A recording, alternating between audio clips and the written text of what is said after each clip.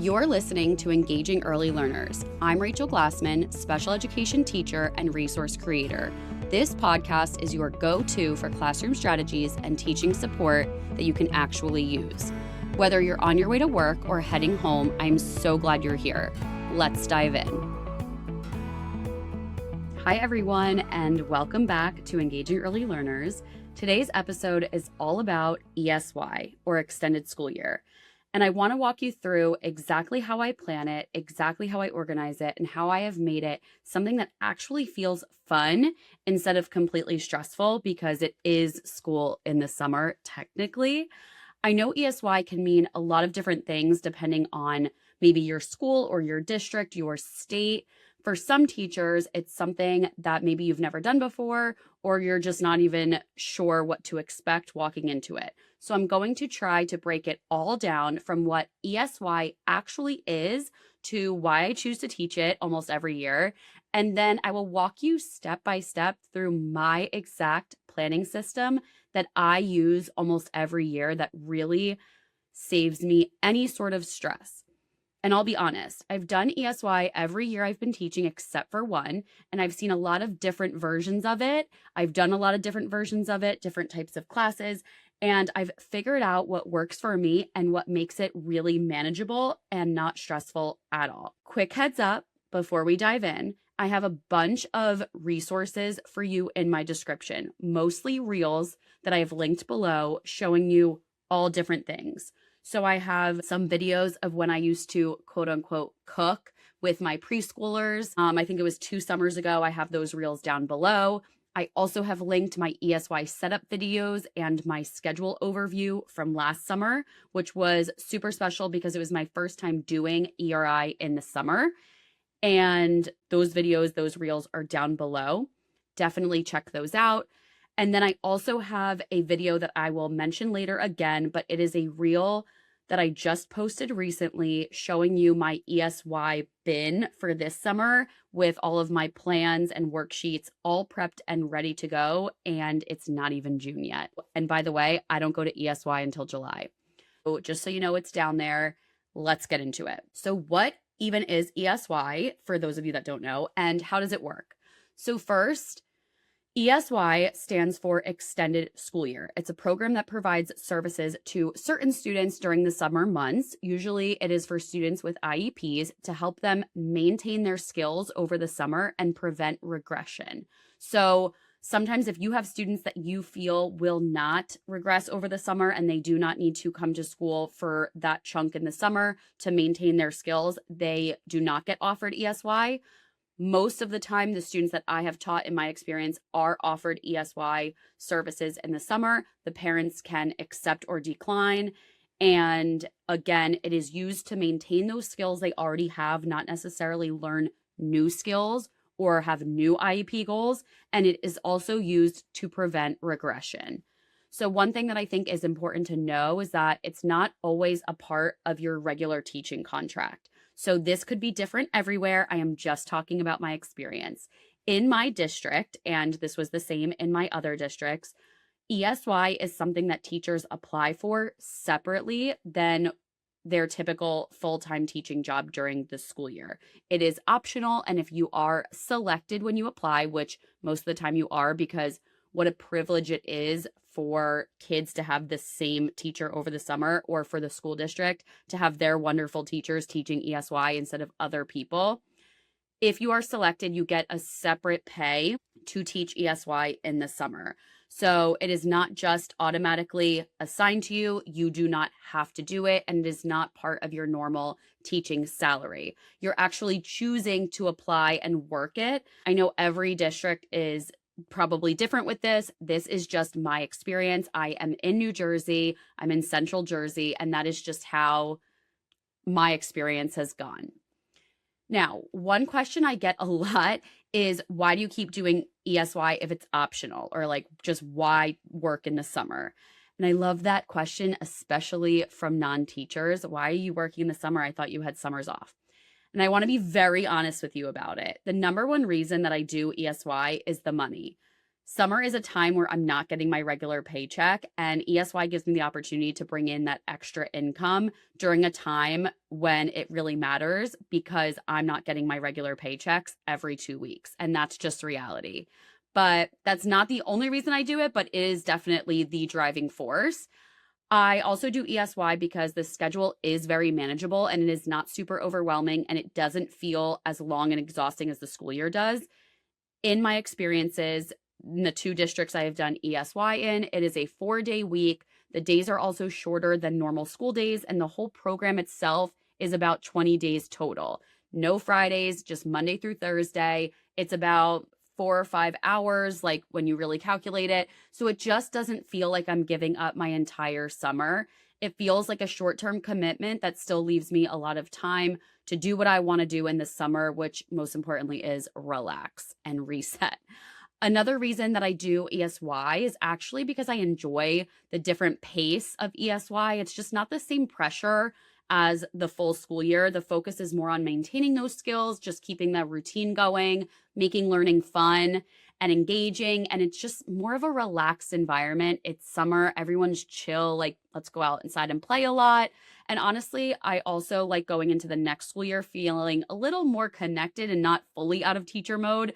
I mean, we all love summer break, but honestly, if I had 2 full months of doing nothing, well, maybe I would enjoy it, but I don't know if I would be able to just do nothing. So I do like having a little bit of that routine for the month of July. So just to give you a little bit of context, and this is how it's always gone for me, we get out of school late June, which if you're listening to this somewhere where you get out of school in May, I'm very jealous of you right now. We get out of school always late June here in New Jersey, even when I went to school here. And we do ESY for pretty much the whole month of July. And then we really have August off. I do feel like it's just a couple weeks though, because then I'm in like back to school mode come mid-August. But that is normally how the timeline goes. If I'm being completely real with you, the biggest reason that I do ESY though is that financial side. And that's totally okay to say out loud. Teachers deserve to be honest about that. And we all know that that pay we get, even during the school year, is just not enough. So I definitely need to be working over the summer.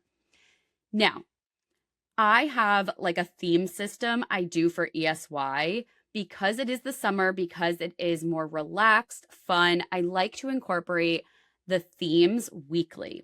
So every year I plan ESY around weekly themes. I do one theme per week, and it completely shapes what activities we do, the books we read, the crafts that we make, and even sometimes some dress up in there. Some of my favorite themes are, and these are some that we're actually doing this summer: beach week, camping, ocean week, under the sea, summer fun, water fun, picnic, like any sort of fun theme that would engage my students to want to learn. Because let's be honest, it is over the summer. And although it's the summer, and I did say that's a little bit more fun, it can't be complete fun because then it will just be complete chaos. So we do need some learning in there. We do need to maintain those skills. My logic is, how can I make the learning the most fun for them? And for me, it's these weekly themes. And what I love about themes is that they make planning also so much easier. So instead of starting from scratch for every single day of ESY, everything connects back to that one theme, and the kids love it too. They get super excited about what the week is going to be. It gives them something to look forward to. They can even dress in theme. It also makes things like participation and engagement so much easier because they feel like they're part of something fun. We incorporate crafts, all fun things. So let me walk you through exactly how I plan ESY from start to finish. I will try my best to describe it as best as I can without actually showing you. And just know that the planning system I use, I will put in my free resource library for you guys.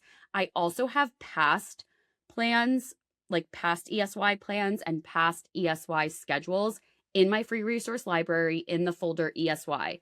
I have taught ESY for preschool all the way up to second grade. So I have all different plans and schedules in that folder for you. Definitely check it out. And the link to my free resource library is below. So let me walk you through how I plan. So, number one, and we just did this a couple weeks ago, my classroom aides and I. So, this is all fresh in my head. So, first, we decided on themes. The very first thing we did was think of all of the different fun summer themed themes that we could do over the summer. Before the lessons, before the activities, before materials, before we even came up with a schedule for our day, we mapped out what is each week going to be. And once we had our themes, then everything else can fall into place. The themes that we chose for this year are 4th of July for that first week because it's a short week, then summer, then, of course, I'm going to forget, beach and ocean, then camping, and then dinosaurs. Those are our 5 weeks. Those are our 5-week themes. So once we came up with our themes, then it was time for us to build the schedule. And my classroom aides work with me over the summer as well. Thank goodness, because they are amazing. They are literally my right and my left hands. We came up with all of this together. Their input really means a lot to me. So we sat down and decided what our schedule would look like. I figured out exactly how each day was going to be laid out. How long is morning meeting going to be? Academics, each transitions, going out to the playground, having some gym time, having time for projects, and of course those academic blocks as well. Then next up, it was time for me to create like our lesson plan template. I wanted to see 1 week on 1 page with all of the subjects going across the top, the days going across the side, and then the theme written across the top. So I will have a visual of this in my ESY folder in my free resource library, but I'll try my best to explain it. So definitely making my lesson plan template is one of my favorite parts because it keeps everything organized, and I am super type A. So again, at the very top is the theme. Under that, it's a list of our schedule. So like reading/writing, math, social skills, whatever. Then along the left side is each day. Within each subject block, I also have to create different sections for each grade level because I'm going to have kindergarten, first and second grade this summer. So I need to make sure that we are not all doing the same thing all the time. After I create my lesson plan template, I started plugging everything in. I just plugged in activities under each subject area for each grade level, all aligned to the weekly theme. So for example, if it's beach week, for ELA, maybe we're doing some beach vocabulary, a beach read aloud, or a simple writing prompt that has to do with the beach or the ocean. In math, we might be counting seashells or graphing our favorite beach items or our favorite beach activity. Maybe we're doing measurement activities and we're measuring sandcastles. It becomes very plug and play once the structure is already there, that lesson planning structure. And again, this is in my free resource library. Now, one thing I want to mention is that I do not overcomplicate ESY planning. A lot of what I use is things I already have. Over the years, it's been 9 years of teaching. I've accumulated so many activities, so many resources from Teachers Pay Teachers, either digitally or printed out, so many project ideas, and I just pull from materials that I have used before. I also use Lucky Little Learners All Access. I have a membership. The link is down below. I have a membership to Lucky Little Learners. She has an all access library where basically I just typed in the theme of the week and all of these amazing worksheets and projects popped up. So I just used what I had, things I have from that membership, or I went on to Teachers Pay Teachers. I filtered out the resources that popped up to the free ones, and I would download those.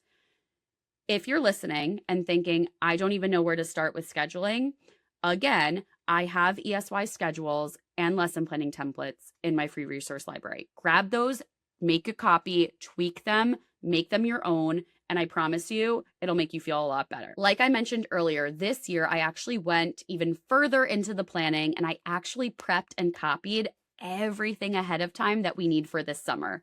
And it's not even June yet. I put it all into one bin, so my entire ESY program is basically ready to go before summer even starts. If you saw my reel, it's linked down below, then you know exactly what I'm talking about. The bin has everything. It has each theme, each day in that theme, and all of the copy is already made in sleeves. It is super organized, And it makes me feel so good knowing that we are not going to be scrambling during the summer trying to pull things together. And future me and my classroom aides are going to be so grateful that we did this. So if I had to sum it all up, ESY for me works because I keep it simple. I choose themes, I build a simple schedule, I use a structured template, and I lean into engaging my students instead of perfection because it's only 20 days, 4 days a week, much shorter days, and it feels like a really manageable way to still teach in the summer without giving up my entire summer break. And if you're teaching ESY this year, I hope that this helped you. I hope it gives you a little bit of a starting point or some ideas, or maybe it just made you feel a little less overwhelmed. Don't forget, scroll down to the descriptions below to check out those preschool cooking reels I have for you, the ERI, ESY setup videos. Definitely grab your free schedule templates from down below. I don't want you to miss out on anything I have, so make sure you go down below. Also, I would love to know if you have taught ESY before, what themes or activities have worked for you. Let me know over on Instagram or in the comments. I hope you all have a fabulous summer, whether you're teaching ESY or not. Thank you so much for listening, and I will see you soon.